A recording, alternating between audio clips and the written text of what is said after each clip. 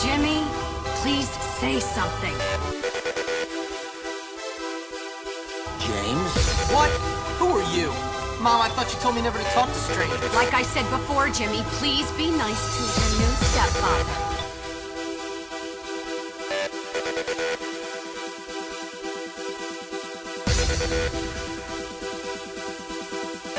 Okay, rich guy.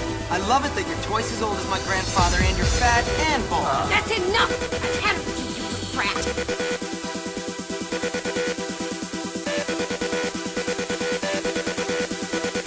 You've upset your mother.